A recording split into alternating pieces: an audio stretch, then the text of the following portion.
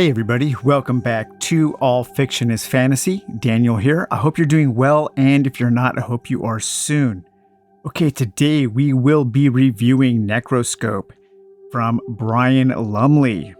Necroscope is a series about ancient alien-like evil vampires, necromancy, armies of the dead fighting the living, psychic warfare, Cold War espionage, interdimensional travel mixed with cosmic and gothic horror. It's a lot. There's a lot going on in this series. This is actually a reread. I am rereading the first three in order to continue the series because I've never read past the first three. The series can get a little silly and sometimes totally outrageous, but it is often very exciting.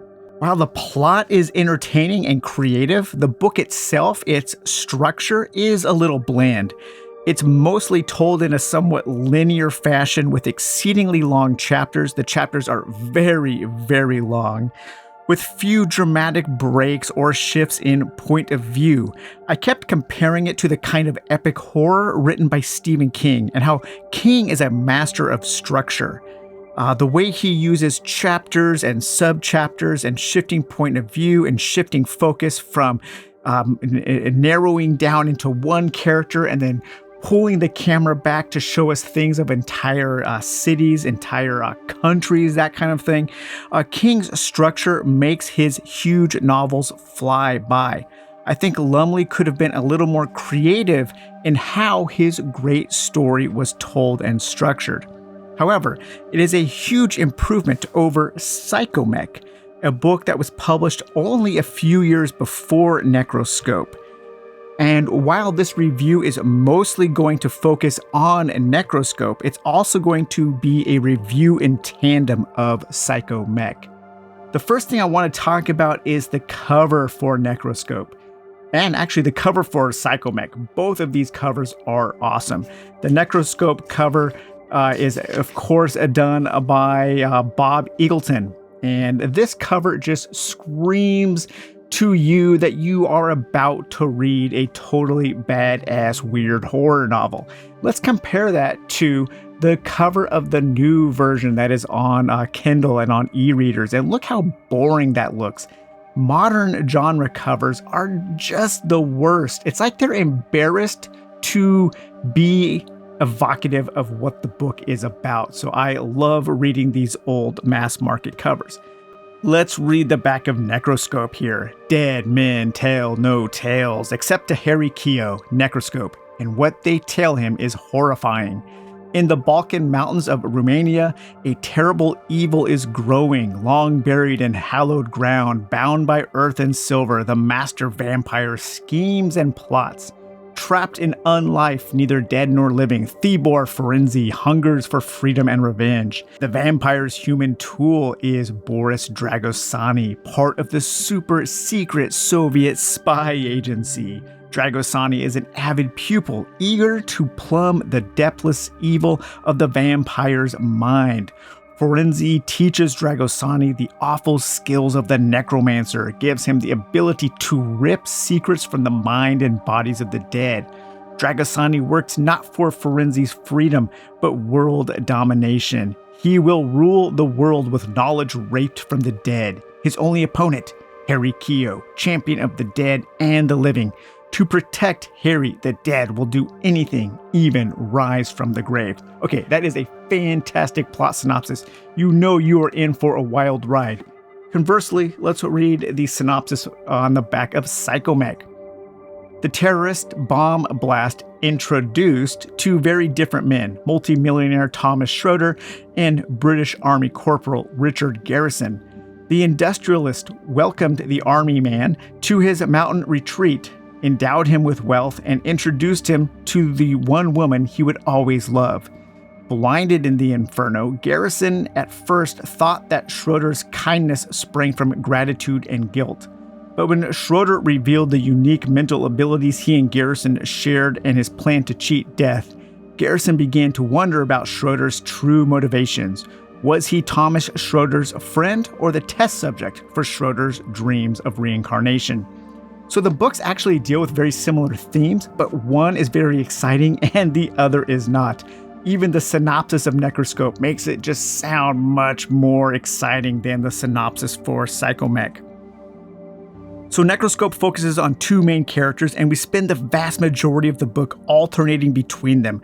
On the good side, we have Harry Keogh, a young Englishman, the Necroscope. A necroscope is a term coined by Keogh to describe his ability of being able to communicate with the dead.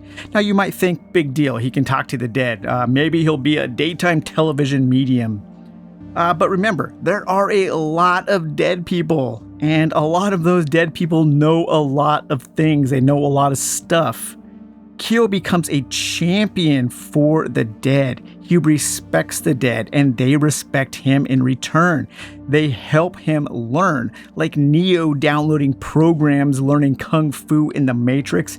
Keogh is able to absorb the knowledge of the dead and becomes a polymath to the extreme, learning the intricacies of language, of advanced mathematics, self-defense, and even interdimensional travel from Augustus Ferdinand Mobius. It's a really cool and unique ability that is expertly explored in the book. On the other side of the coin, we have Boris Dragosani, a member of the Russian Espionage Division, and that's espionage division from Eastern Europe. It's a secret organization that's even more secret than the KGB. As a necromancer, Dragosani doesn't respect or converse with the dead. He learns their secrets by literally ripping their corpses to shreds and getting all up in their guts, biting, chewing, scratching, clawing, and smearing blood, guts, and organs on his body and in his mouth and all around the room in disgusting ways. Dragosani literally rips the secrets of the dead from them and then tosses the remains aside like old trash. He also happens to stumble upon the remains of an ancient evil vampire buried in the ground and ends up getting impregnated with a vampire egg, which is something like a parasitic xenomorph. Throughout the book, we spent a lot of time with these two main characters, with Keogh and Dragosani, and by the end of Necroscope, we feel like we know them, know their personalities, their likes and dislikes, their goals, ambitions, and desires. Psychomech deals with similar themes of psychic powers and the dead and the afterlife and other worldly dimensions, and it also focuses on two main characters for the majority of the book. In Psychomech, we have Thomas Schroeder, the wealthy eccentric investigating psychic powers and life after death, and his partner Richard Garrison, a corporal in the British Army who gets tangled up with Schroeder's obsessions. While we spend a lot of time with these two characters, almost the same amount of time, Necroscope is only about 50 pages longer, by the end of Psychomech, we know almost nothing about the two main characters. Neither is especially good or bad. They're both kind of milquetoast in a way, so it's hard to cheer for one over the other. Their desires, ambitions, and personalities are only explored on the very surface level, and neither of them is even half as interesting or compelling as Keogh and Dragosani. And while the plot of Psychomech deals with similar themes and in a similar genre, it's not nearly as interesting or exciting. It's told in a passive voice, which renders what little horror there is entirely flat. Lumley is constantly telling us things and rarely showing us things in Psychomech. We are told that Garrison is infatuated with learning about psychic phenomena and dreams and weird esoteric things, but we are almost never shown his obsession. We are almost never shown him in libraries and doing experiments and really obsessing over it. We are just told, hey, he's obsessed with this kind of stuff. Psychomech, to me, feels like a dry run for Necroscope. And while Necroscope could use some work in its structure, it still has some interesting things going on. It's set up with a good bit of foreshadowing, and that we know that one of the main characters is in a bit of a spiritual predicament. And then the mystery is slowly revealed. And by the end, the payoff is just totally badass. There is no other way to say that. I say that this book has a pretty good first third, an okay second third, and an utterly fantastic final third that made me immediately pick up volume 2 as though it were just the next chapter. The ending of Necroscope is truly one of the coolest endings in any book I've ever read. It's totally outrageous. Conversely, Psychomech just kind of putters along. It never really builds up to anything. What little foreshadowing is there holds little excitement because I never really cared about any of the characters or the things that happened to them. I kept waiting for something to happen in Psychomech, and when that thing finally happened, it left me totally cold. Needless to say, I will not be continuing the Psychomech series, and I really don't see why I should when Necroscope exists. My biggest complaint with Necroscope, beyond its kind of mundane structure, has to do with an underutilized side character which could have been a much more exciting antagonist for Kyo. Throughout most of the book, Kyo and Dragisani are having separate lives. They don't intermingle. I don't want to go into too much detail, but there's a subplot that involves Kyo's murdered mother and the person who murdered her. Her murderer also has psychic abilities, but they are definitely not a power. They're more of a curse.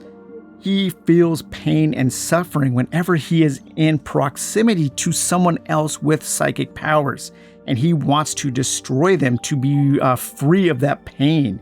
This could have been used as a setup for a much more exciting and interesting subplot. That small change really would have elevated Necroscope to a much greater status. As far as Psychomech goes, there really isn't one thing to be changed that would make this a great book. It's kind of all merely okay. Again, it feels like a rough draft that Lumley could have scrapped on his way to Necroscope. So reading Necroscope this time, this was my second time reading it, and I liked it a lot more this time. I think it's because I knew what to expect. It's often billed as a great horror novel, but the horror is kind of subdued for much of the book. It's an odd book. It deals with a lot of interesting things. Sometimes those interesting things are portrayed in a slightly mundane way, in a slightly bland way, but it all comes together to be something really fantastic. Again, that final third, that last about 150 pages is so good. It is so exciting. I couldn't read it fast enough. I kept picturing in my mind how it would look on screen, and I'm really surprised, I'm shocked actually, that Necroscope has never been tapped for a series or for a series of movies. I think The Strand, I know The Strand was a book written by Guillermo del Toro and somebody else, and that was adapted to a television series, and The Strand I think is kind of like a poor man's knockoff of Necroscope, but Necroscope deals with a lot more interesting things because of how it deals with psychic powers and weird other dimensions, and how the vampires are like these weird kind of alien parasites. And it deals with Cold War espionage and all kinds of crazy things that Lumley just throws together and mixes in a really entertaining way. Like I said earlier, I've read books 1, 2, and 3. I think they progressively get better as they go. Book 2 really hits the ground running, and I'm having a super fun time reading book 2. I can't wait to get back to book 3 because book 3 is also super good, and I can't wait to read the other Necroscope books in this series that I have never read. So alright you guys, I hope you enjoyed this review of Necroscope, and in tandem, this review of Psychomech. Stay tuned for more reviews of Brian Lumley's work and more reviews of the Necroscope series. We will talk to you later. Bye-bye.